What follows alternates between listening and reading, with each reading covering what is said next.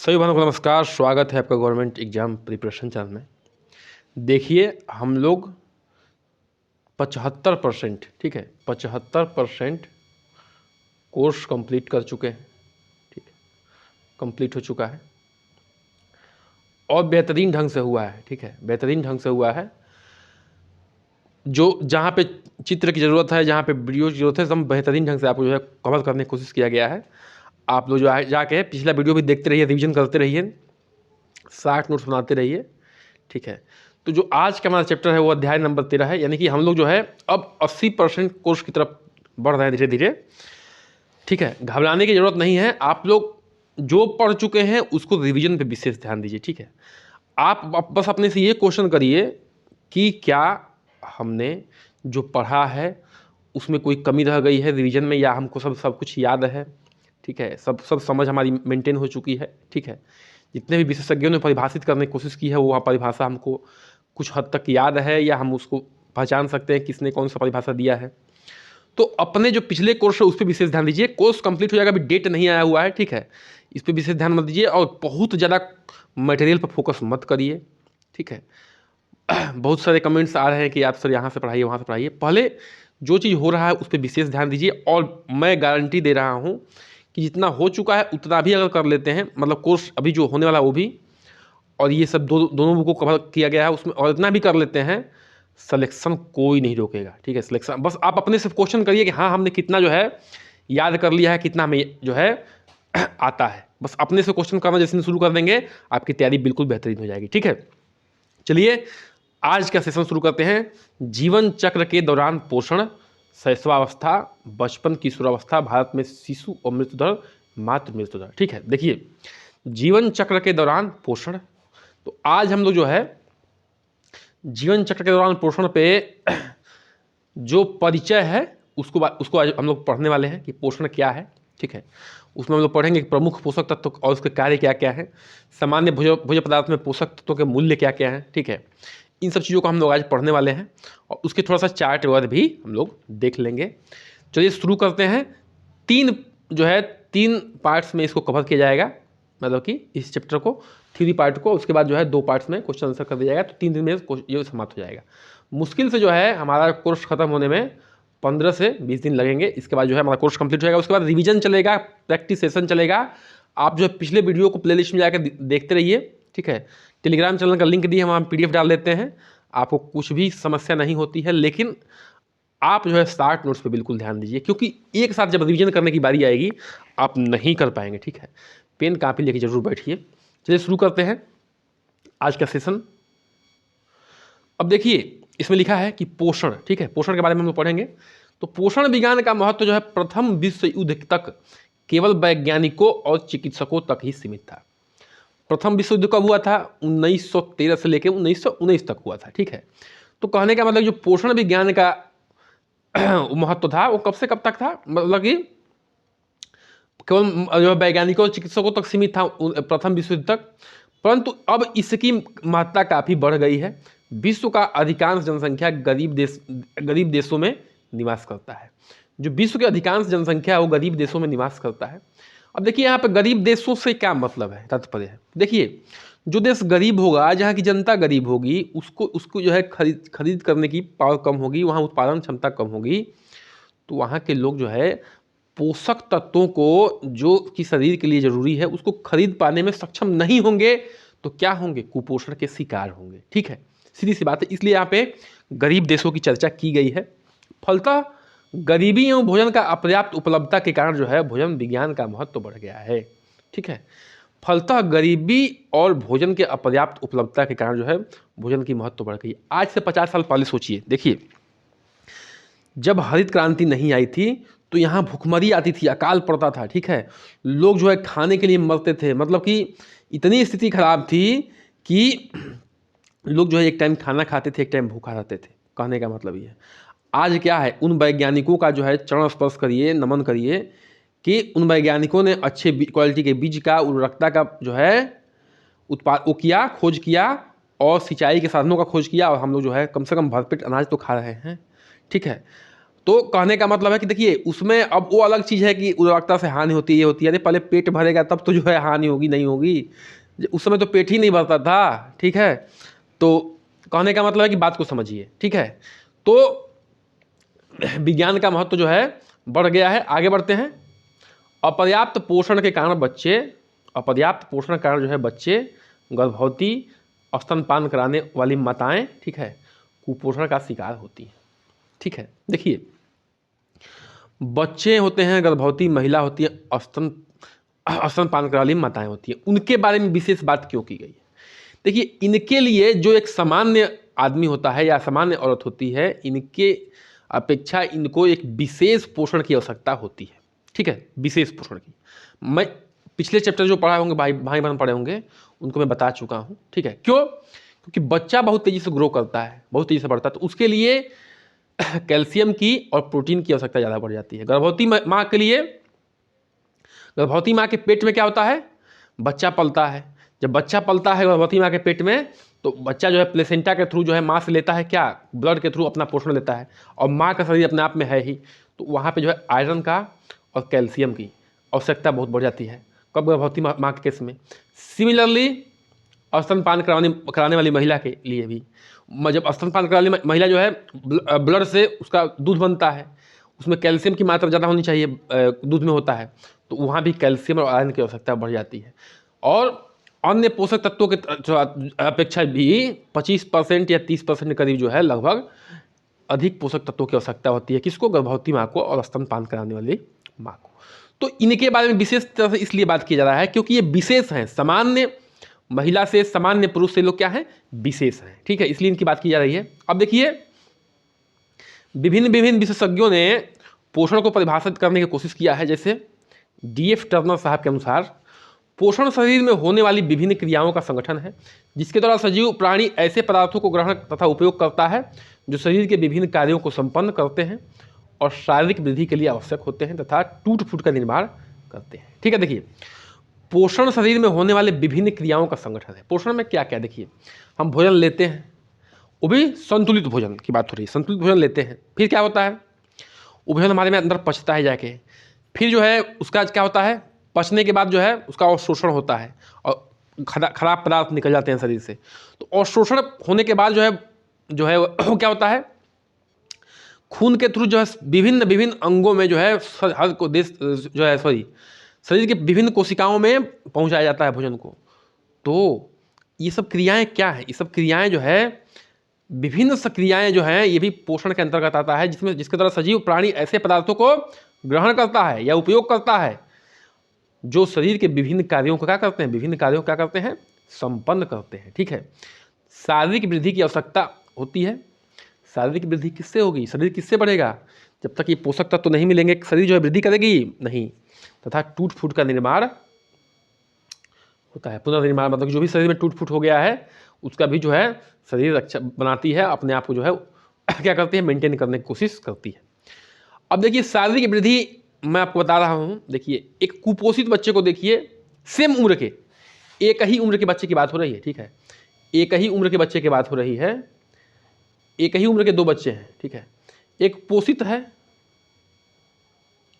और एक कुपोषित है, ठीक है, जिसको सही से पोषण नहीं मिल रहा है। तो देखिए उम्र के हिसाब से इस बच्चे की लंबाई चौड़ाई ज़्यादा होगी और इसकी जो है कम होगी। क्यों? क्योंकि इस बच्चे ने सही मात्रा में पोषक तत्व नहीं लिया है, तो क्या होगा? इसकी वृद्धि में क्या होगी? रुकावट पैदा होगी, ठीक है। आगे बढ़ते हैं। अब आगे बढ़ते हैं पुडकिन साहब के अनुसार, ठीक है। देखिए मैं किसी विशेषज्ञ के सामने जो है जल्दीबाजी में अगर शब्द नहीं लगाता हूँ तो माफ़ करिएगा, ठीक है। सबको सम्मान करना चाहिए ऐसे विशेषज्ञों को। चलिए तो पुडकिन साहब के अनुसार देखिए पोषण मनुष्य उसके बीच का संबंध है। पोषण क्या है? पोषण मनुष्य और उसके बीच का संबंध है। इसमें सभी शारीरिक, सामाजिक, मनोवैज्ञानिक तथा जैविक पहलू भी सम्मिलित है। क्या है? शारीरिक भी है, सामाजिक भी है, मनोवैज्ञानिक भी है और जैविक, तो सब पहलू जो है पोषण में सम्मिलित है। अब देखिए जो पूरा निचोड़ होता है ना, उसका निचोड़ हम लोग पढ़ने वाले हैं। जो पोषण का पूरा निचोड़ है उसको हम लोग पढ़ने वाले हैं। देखिए क्या निचोड़, शरीर के विभिन्न जटिल रासायनिक प्रक्रियाओं को संपन्न करने के लिए भोजन का विद्यमान पौष्टिक तत्वों की आवश्यकता होती है। जो भी शरीर की विभिन्न जटिल रासायनिक क्रियाएं हैं उनको संपन्न करने के लिए भोजन में जो विद्यमान पोषक तत्व होता है वो आवश्यक होता है। ठीक है, देखिए शरीर में बहुत सारी क्रियाएं होती हैं जो अनैच्छिक होती है, हम नहीं चाहते हुए भी होता है, जैसे दिमाग का चलना, फेफड़े का चलना, हृदय का जो है गति करना, किडनी का अपना काम करना। इसको हम लोग डायरेक्शन थोड़ी देते हैं, अरे तुम चलो रुक जाओ, तुम चलो रुक जाओ, ऐसे नहीं करते हैं, वो अपने आप चल रहे हैं। ऐसी जटिल क्रियाओं को करने के लिए पोषक तत्वों की आवश्यकता होती है। ठीक है, और देखिए माइक्रो लेवल के और मैक्रो लेवल के सभी पोषक तत्वों के बारे में आपको बताया जा चुका है। एक तरह से ये जो है रिवीजन सेशन ही चल रहा है, आपको सब कुछ बताया जा चुका है। ठीक है, कि ये यहाँ पे काम आता है, ये यहाँ पे काम आता है, वो वहाँ पे काम आता है। पिछले वीडियोज में जाके आप लोग देखिए। देखिए बुक तो सबके पास है, लेकिन फिर भी गुरु की आवश्यकता होती है। ठीक है, अब जब हम समझाते हैं तो आपको इसकी आवश्यकता महसूस होगी कि हाँ यार कुछ तो अलग होता है। ठीक है, नहीं तो सब लोग जो है किताब से नहीं पढ़ लेते, किताब तो सब खरीद सकते हैं। भोजन के अंतर्ग्रहण, पाचन और शोषण के बाद सजीव द्वारा इन पोषक तत्वों का उपयोग किया जाता है।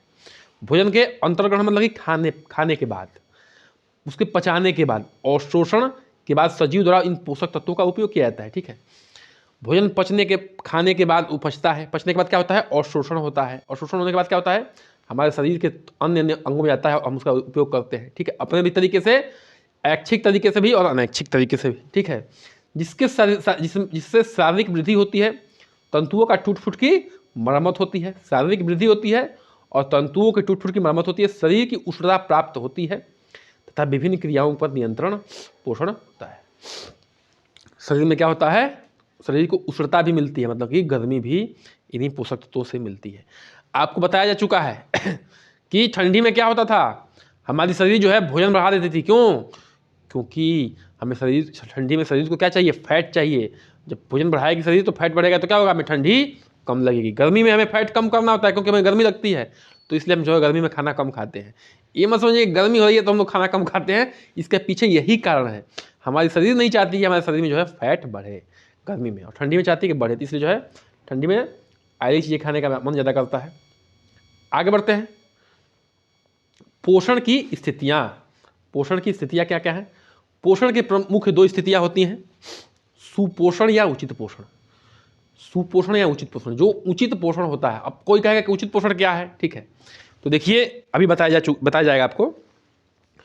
उचित पोषण होता है आपके शरीर के बनावट के हिसाब से, आपके दिनचर्या में आप कैसा काम करते हैं उसके हिसाब से, आपकी उम्र क्या है, विभिन्न कारक हैं, आपको सब बताया जाएगा। ठीक है, अच्छा कुपोषण, मल न्यूट्रिशन, क्योंकि वहाँ व्यक्ति को भरपेट भोजन तक नहीं उपलब्ध हो पाता है, फलतः बच्चे, गर्भवती और धात्री माताएं अधिकतर अल्प पोषण कारण कुपोषण का शिकार हो जाती हैं। ठीक है, देखिए कुपोषण में खैर दो कंडीशन बनता है, एक जो होता है, एक तो कम मिलता है पोषक तत्व, एक में बहुत अधिक पोषक तत्वों की मिल जाती है। ठीक है, तो फिलहाल जो कम पोषक तत्वों की यहाँ पे बात हो रही है, तो इसमें क्या होता है कि अगर गर्भवती महिला को, बच्चों को, या जो दूध पिलाने वाली माता है उसको अगर कम पोषण मिलता है तो जो है वो क्या होते हैं, ये लोग जो है कुपोषण के शिकार हो जाते हैं। ठीक है, आगे बढ़ते हैं।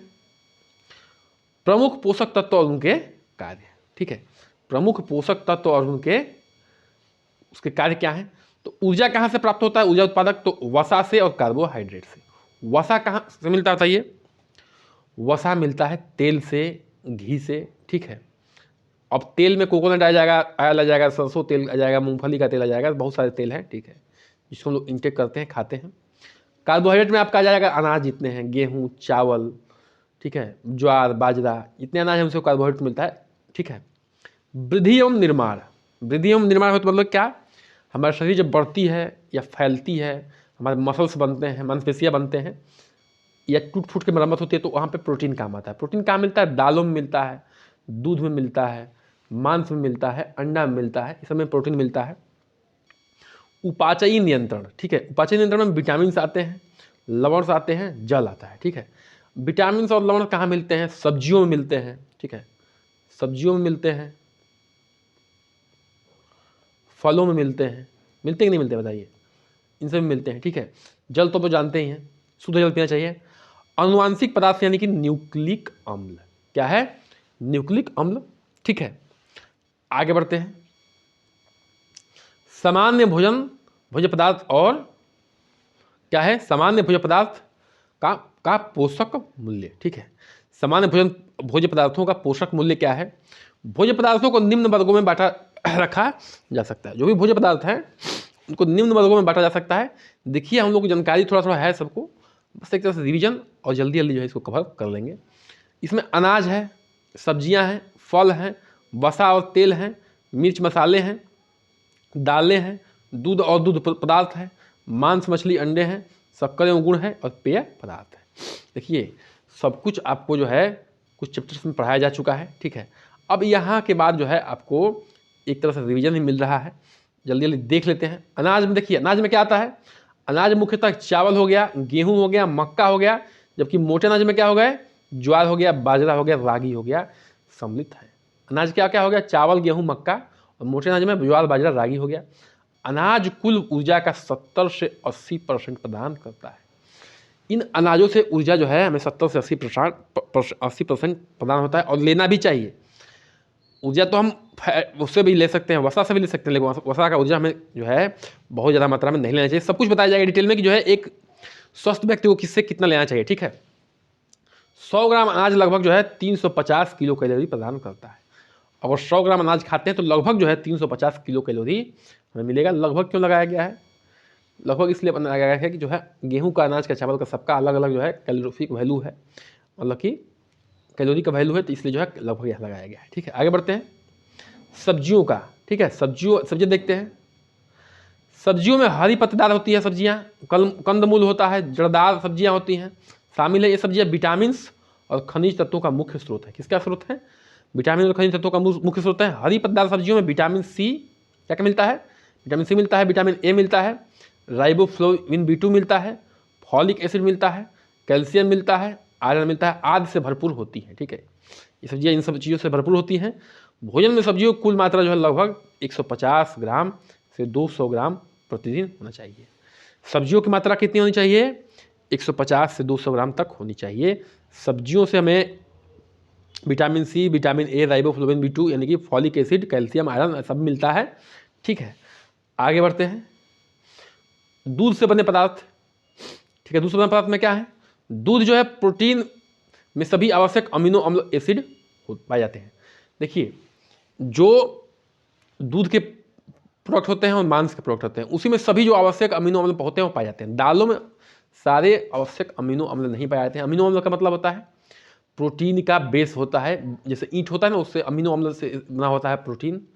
तो सारे लगभग जो आवश्यक होते हैं हमारे शरीर के लिए वो मांस के प्रोडक्ट में या दूध के प्रोडक्ट में पाए जाते हैं, ठीक है।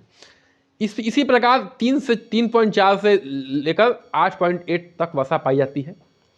इसमें प्रकृति के रूप में दूध शर्करा घुली होती है। इसमें शर्करा भी होता है जिसके वजह से जो है दूध हल्का सा मीठा लगता है, इसको दूध शर्करा भी कहते हैं। दूध में आयरन को छोड़कर सभी खनिज तत्व एवं विटामिन सी के अतिरिक्त सभी विटामिन पाए जाते हैं। दूध में आयरन को छोड़ दिया तो सभी खनिज तत्व मिलते हैं, विटामिन सी के जो अलावा सभी विटामिन भी मिलते हैं। दूध विटामिन ए तथा कैल्शियम और पोटेशियम का प्रमुख स्रोत है। दूध क्या है? विटामिन ए, कैल्शियम का और पोटेशियम का प्रमुख स्रोत है। दूध जो है बहुत ज़रूरी होता है, बहुत ज़्यादा मात्रा में नहीं लेना चाहिए। कोई भी चीज़, किसी भी चीज़ की एक सीमा होती है, भी जान लीजिए। हमको यदि दूध लेना है तो इसका मतलब ये नहीं कि दूध लेके इतना खा लीजिए कि पेट खराब हो जाए, ठीक है। सबका एक सीमा होता है। फल, ठीक है, फल पे आते हैं। ये विटामिनों से क्या होता है? भरपूर तथा खनिज तत्वों में अच्छे स्रोत हैं, ठीक है। ये विटामिनों से भरपूर है, खनिज तत्वों में के अच्छे स्रोत होते हैं। फलों में आता है केला। सामान्य फलों की ऊर्जा मान कम होती है, लेकिन मतलब कहने का मतलब फलों से ऊर्जा में बहुत कम मिलती है, लेकिन कुछ फल ऐसे जैसे केला हो गया, आम हो गया, अंगूर हो गया आदि में कैलोरी मान काफ़ी अच्छा होता है। इससे में कैलोरी अच्छी मिलती है, केला से, आम से, अंगूर से। दैनिक आहार में लगभग जो है 85 से 100 ग्राम फलों का अनुशंसा की गई है। मौसमी फलों का सेवन करना स्वास्थ्य एवं आर्थिक स्थिति से बेहतर है। मौसमी फलों का सेवन करना चाहिए। देखिए फल तो जरूर एक लेना चाहिए दिन में, पहली बात। अब सेवन करने से क्या होता है? स्वास्थ्य तो अच्छा रहता है, क्योंकि देखिए सारे खनिज तत्व और विटामिन्स हमें फलों से ही मैक्सिमम मिलते हैं या दूध से मिलते हैं। अनाजों में ये सब नहीं होते हैं, ठीक है। तो हमें ज़रूर लेना चाहिए, क्योंकि इन तत्वों की कमी से भी हमें रोग हो सकता है, हमें पोषण की कमी हो सकती है, ठीक है। अच्छा, आर्थिक दृष्टि से मौसमी फल खाना क्यों जरूरी होता है? क्योंकि उस समय फल बहुत ज़्यादा, वो मौसमी फल जो भी है, जैसे आम के सीजन में आम का रेट कम हो जाता है, थोड़ा पहले लेंगे तो भी हाई होगा, थोड़ा बाद में लेंगे तो भी हाई होगा, लेकिन जो मेन सीजन होता है उसमें आम का रेट कम होता है। क्यों? प्रोडक्शन बहुत हाई होता है, उत्पादन बहुत ज़्यादा होता है, तो उनको बेचना है भाई, क्योंकि कच्चा फल है, खराब हो जाएगा। इसलिए जो है आर्थिक दृष्टि से भी सही है। आगे बढ़ते हैं, मांस, मछली और अंडे पे आते हैं। मांस में प्रोटीन के आवश्यक अमीनो एसिड प्राप्त होते हैं। जो भी हमारे शरीर के लिए आवश्यक अमीनो एसिड हैं, जो हमारे पोषण के लिए आवश्यक हैं, वो प्राप्त होते हैं। मांस से जो है 20% प्रोटीन, मांस में से 15 से 20% प्रोटीन और 10 से 20% वसा प्राप्त होता है, ठीक है। आगे बढ़ते हैं। अब देखिए, तथा खनिज तत्व एवं विटामिन बी भी प्रचुर मात्रा में मिलती है। किससे? मांस से मिलती है। मछलियां प्रोटीन का अच्छा स्रोत है। मछलियां किसकी स्रोत है? प्रोटीन की अच्छी स्रोत है। यहाँ यह आवश्यक अमीनो एसिड भी उपयुक्त मात्रा में प्रदान करती है। मछलियां जो है आवश्यक अमीनो एसिड भी उपयुक्त मात्रा में प्रदान करती हैं, तथा असंतृप्त वसीम अम्ल, विटामिन ए, विटामिन डी प्रदान करती, ठीक है। देखिए, बहुत लोग जो है, जो हिंदू धर्म को अच्छे से मानते हैं, वो नहीं खाते, कोई दिक्कत नहीं, आप मत खाइए, आपकी आस्था है। आप जो है दूध का सेवन करिए, ठीक है, और नट्स का सेवन करिए, जैसे काजू बादाम हो गया, अखरोट हो गया, इसमें भी आवश्यक अमीनो एसिड्स पाए जाते हैं, ठीक है, ध्यान रखिएगा। दूध के प्रोडक्ट में दूध दही हो गया, छाछ हो गया, और जो नट्स होते हैं, जैसे अब जो खरीदने की क्षमता नहीं है तो अलग बात है, लेकिन अगर है तो आप इसको भी खा सकते हैं, वरना दूध का प्रोडक्ट जो है बेहतर होता है। आगे बढ़ते हैं। वसा एवं तेल क्या है? वसा एवं तेल यानी कि फैट्स एंड ऑयल। वसा एवं तेल जो है ऊर्जा तथा वसा में घुलनशील विटामिनों के लिए अच्छे स्रोत है। हम लोग जो है विटामिन कौन घुलनशील होता है, कौन नहीं होता है, सब कुछ जो है ट्रिक के साथ पढ़ चुके हैं, ठीक है। अब उसको जो है, उसको लाऊंगा तो फिर से लेक्चर्स लंबा होता है, ठीक है। हमें सब कुछ देखना होता है कि लेक्चर्स बहुत लंबा ना हो, ठीक है। और इसलिए कहता हूँ कि पिछले वीडियो जो है बार बार रिवाइज करते रहिए, ताकि आपको समस्या ना हो, ठीक है। एक बार पीछे से शुरू करिए, लास्ट तक जो है देख डालिए। क्या करना है? काम करते रहिए, बस सुनते रहिए, ध्यान देते रहिए, ठीक है। और गाना सुन के, फिल्म देख के आपका करियर नहीं बनने वाला है, इसकी मैं गारंटी दे रहा हूँ। एक बात, आपका काम ही आपके काम आएगा। आपका काम ही, आप जो भी इसकी तैयारी कर रही हैं, तो आपका तैयारी ही आपका काम है, यही आपके काम आएगा, आपके जीवन के लिए, आपके हस्बैंड के लिए भी, आपके परिवार के लिए, आपके बच्चों के लिए, आपका काम ही आपका काम आएगा। तो आपका काम क्या है? फिलहाल तैयारी करना है, तैयारी पर फोकस करिए, अन्य चीज़ों को छोड़ दीजिए। अन्य चीज़ें जो भी है ओनली आपके डिस्ट्रैक्शन करती हैं, और जीवन, मतलब कि एक बार आप सेटल हो जाएंगे, उसके बाद भाई करिए, आपका भी मनोरंजन करने का अधिकार है, लेकिन एक बार प्लीज करके जो है इन सब चीज़ों को छोड़ दीजिए, फालतू चीज़ों को। दक्षिण भारत में जो है नारियल का तेल प्रयोग होता है, जबकि उत्तर भारत में मूंगफली का तेल प्रयोग होता है, खासतौर से गुजरात के क्षेत्र में, ठीक है। सरसों का प्रयोग होता है यूपी बिहार में, पश्चिम बंगाल में। सोयाबीन का तेल भी प्रयोग होता है। सोयाबीन का तेल जो है मैक्सिमम मध्य प्रदेश में प्रयोग होता है, का तेल अधिक उपयोग में लिया जाता है। काजू बादाम अखरोट एवं अन्य सूखे मेवे भी वसा प्रदान करते हैं। काजू बादाम अखरोट में भी वसा होते हैं, लेकिन ध्यान रखिए ये हेल्थ के लिए बेहतरीन वसा होते हैं, ठीक है। ऐसे ही नहीं है, महंगे मिलते हैं। इनका जो है एक तो प्रोडक्शन कम है, और ये जो है हेल्थ के लिए बड़ा बेहतर भी होते हैं, ठीक है। आगे बढ़ते हैं। क्वेश्चन संख्या आ गया, आते हैं शक्कर और गुड़ पर, ठीक है।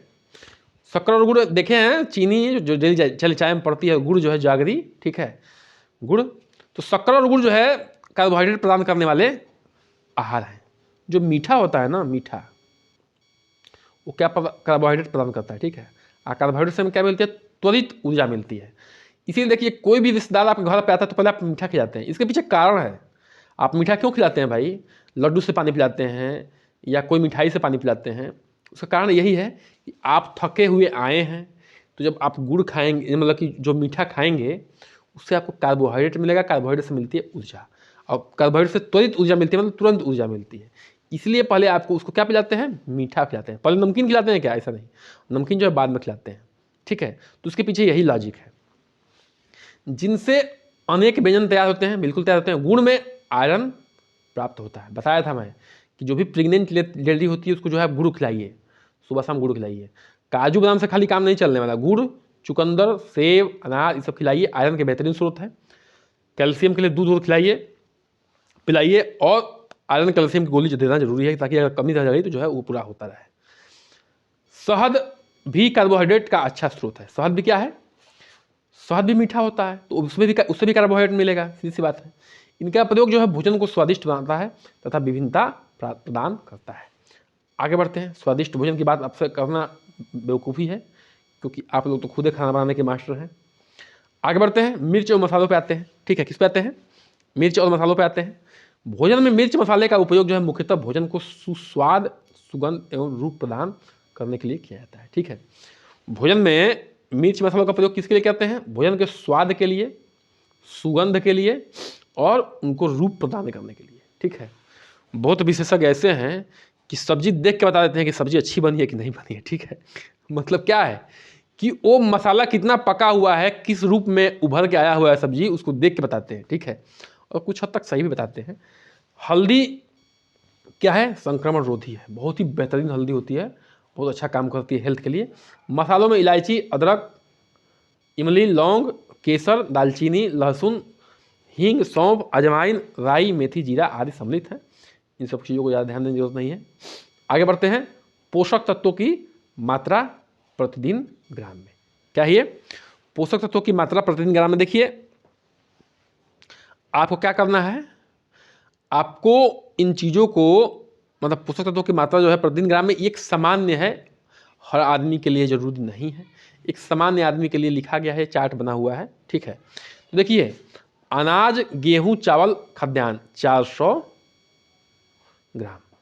अब देखिए आप खाते भी होंगे तो उसमें चावल रोटी की मात्रा अधिक रहती है सब्जी की अपेक्षा। ठीक है, ध्यान रखिए, दाल की अपेक्षा, मतलब कि अगर ग्राम में नापा जाए तो उसकी बात हो रही है। ठीक है, तो ये एक दिन का चार्ट है, ध्यान रखिएगा।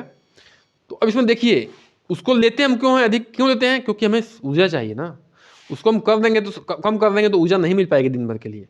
ठीक है, दाल विभिन्न प्रकार की, उसमें 70 ग्राम होती है प्रतिदिन के लिए। दूध, दही, मक्खन, पनीर में 250 ग्राम होना चाहिए। ठीक है, और फल, पपीता, सेब, केला, संतरा, कुछ भी हो वो 100 ग्राम प्रतिदिन के लिए। मांस, मछली, अंडा 150 ग्राम प्रतिदिन के लिए। हरी पत्तेदार सब्जी जो है 300 ग्राम प्रतिदिन के लिए। घी जो है 70 ग्राम। शक्कर 50 ग्राम और 100, सलाद जो है, सलाद गाजर मूली जो है 150 ग्राम। अब देखिए बहुत लोग सोचते हैं अरे यार घी तेल खाना नुकसानदायक है, नहीं, कुछ भी नुकसानदायक नहीं है, और कुछ भी ज़्यादा खाना फायदेमंद नहीं है, भी ध्यान रखिएगा। सब कुछ जो है आप बैलेंस मात्रा में लीजिए, बेहतर है। ठीक है, अच्छा है। आगे बढ़ते हैं। प्रोटीन की आवश्यकता की गणना करना। प्रोटीन की आवश्यकता गणना करना, देखिए प्रोटीन की आवश्यकता प्रत्येक व्यक्ति के लिए अलग अलग हो सकती है। जो प्रोटीन की आवश्यकता होती है हर व्यक्ति के लिए अलग अलग हो सकती है, उसके कारण है। देखिए अब कोई ऑफिस में काम करता है और कोई दिन भर मजदूरी करता है, तो प्रोटीन किसको अधिक चाहिए, जरूर आपको लाजिमी है कि प्रोटीन अधिक चाहिए जो दिन भर मजदूरी कर रहा है, भाई शारीरिक काम कर रहा है उसको चाहिए।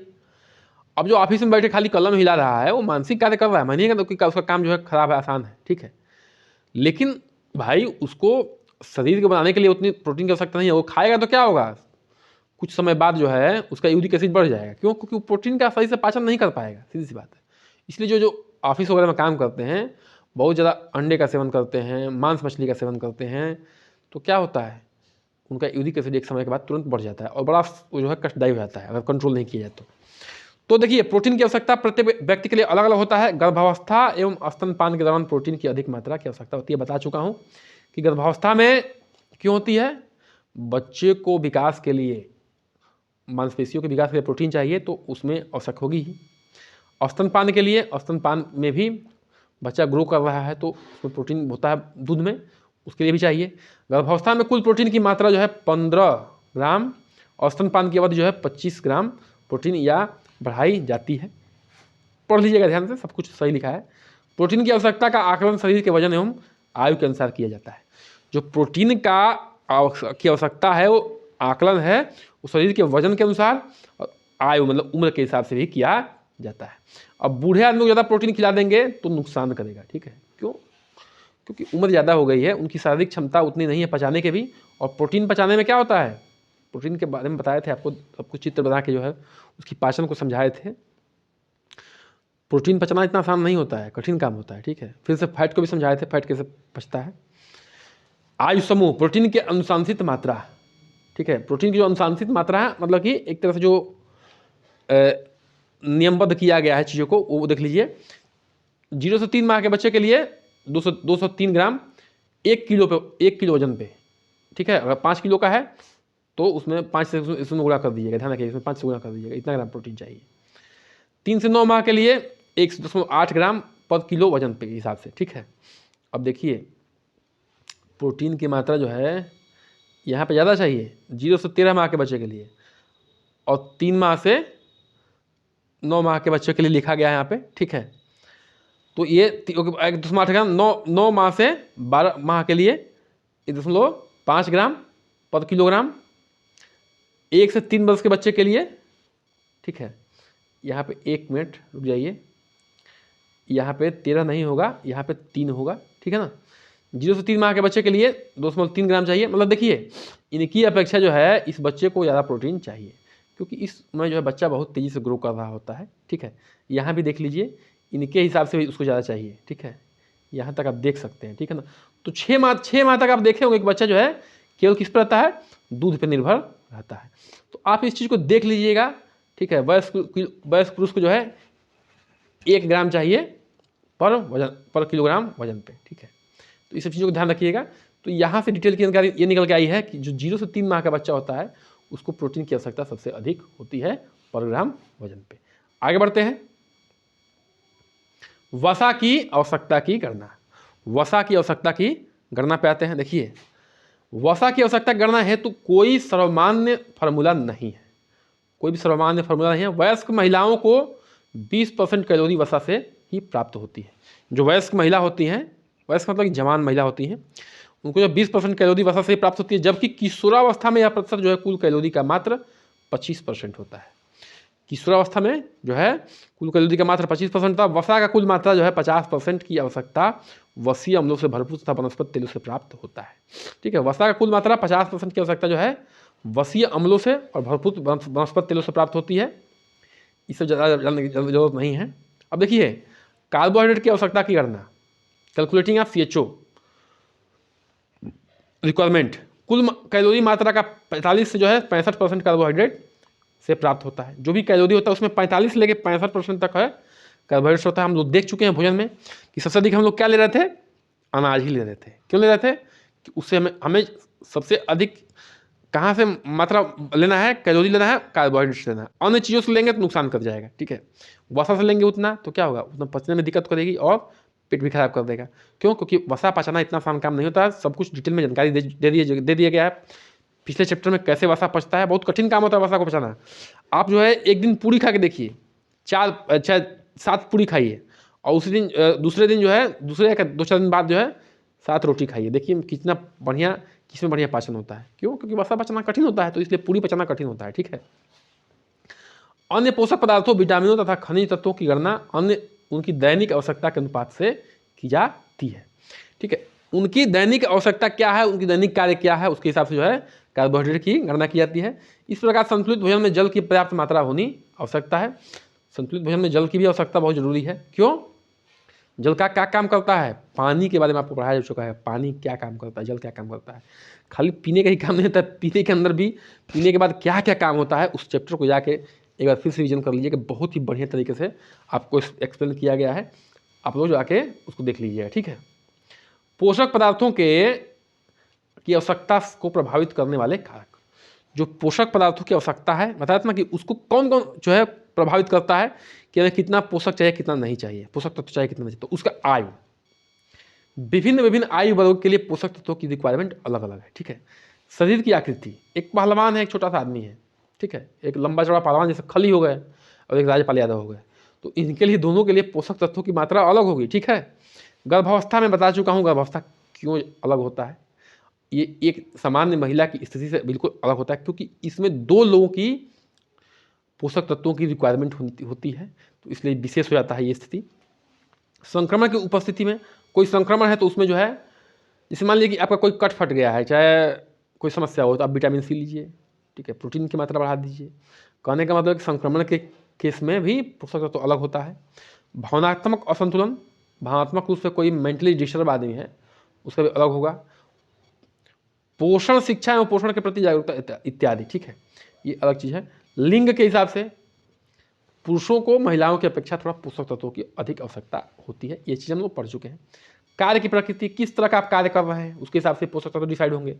स्तनपान की अवस्था बता चुका हूँ, स्तनपान में जो है बच्चे को भी पालना होता है अपने दूध से, तो ये सामान्य महिला की से अलग केस हो जाता है, ठीक है। इसमें कैल्शियम की मात्रा, आयरन की मात्रा, प्रोटीन की मात्रा थोड़ा सा ज़्यादा चाहिए, अन्य तत्व भी ज़्यादा चाहिए, ठीक है।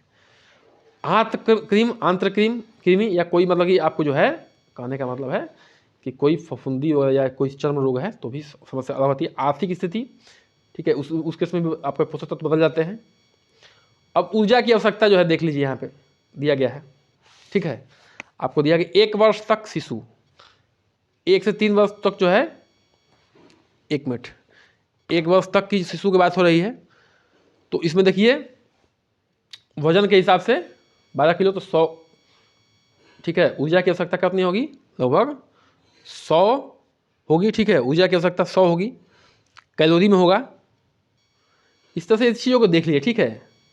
अब ये उम्र दिया हुआ है और ये दिया हुआ है, ये वयस्क पुरुष की है, ठीक है, उम्र के हिसाब से इतनी मध्यम कार्य के हिसाब से ऊर्जा की आवश्यकता क्या होगी, धीरे धीरे कर दे रहा हूँ, ठीक है।